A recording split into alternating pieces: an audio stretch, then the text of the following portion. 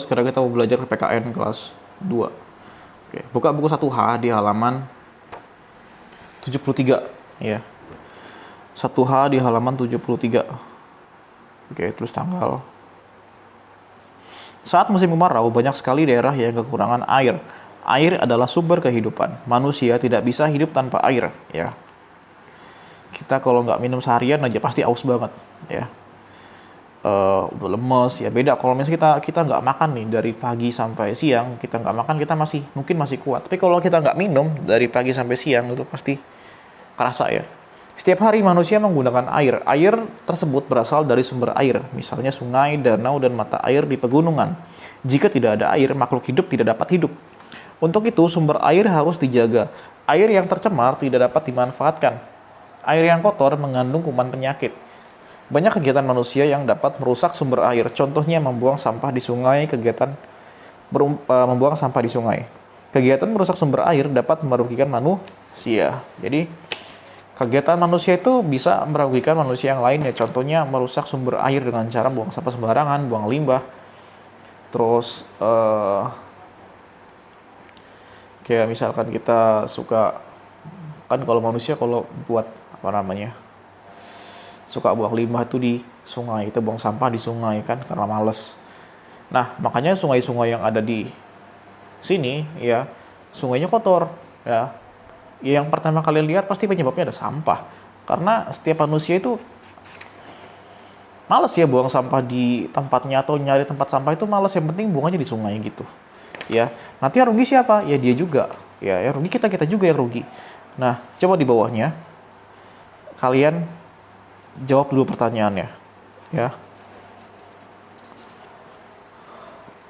Halaman 74.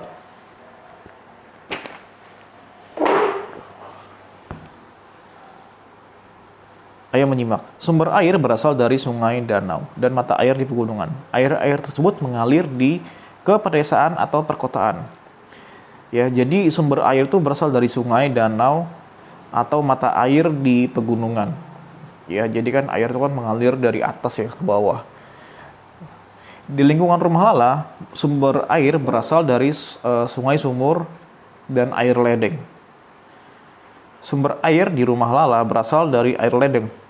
Air ledeng tersebut didapatkan dari mata air di pegunungan. Saat musim kemarau, sumber air berkurang.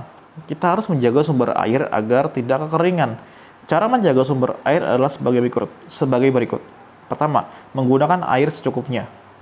2, tidak mengotori sumber air. 3, tidak membuang sampah ke sungai. 4, membersihkan sumber air agar tidak tersumbat. Yang kelima, tidak menebang pohon sembarangan. Kita membutuhkan sumber air bersih untuk kehidupan. Sumber air yang dijaga akan bersih. Sumber air yang bersih terbebas dari penyakit dan kuman. Air yang bersih membuat tubuh sehat dan bersih. Nah, itu. Jadi kalau misalkan kita menjaga sumber air ya, sumber air itu pasti akan bersih. Nah, jadi kan rumahnya siapa namanya? Siapa ini?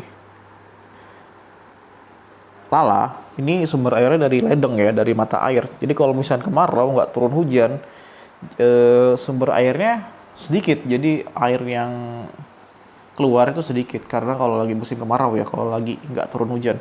Nah, gimana cara menanggulanginya? Itu dia sama warga situ menggunakan air secukupnya, ya. Terus tidak mengotori sumber air, tidak membuang sampah ke sungai, membersihkan sumber air agar tidak tersumbat. Nah, dan tidak menebang pohon sembarangan. Nah, gitu. Oke. Nah, itu cara-caranya. Tugasnya cuma di halaman 73 tadi. Jangan lupa dikerjain. Kita ketemu lagi di pertemuan berikutnya. Bye-bye.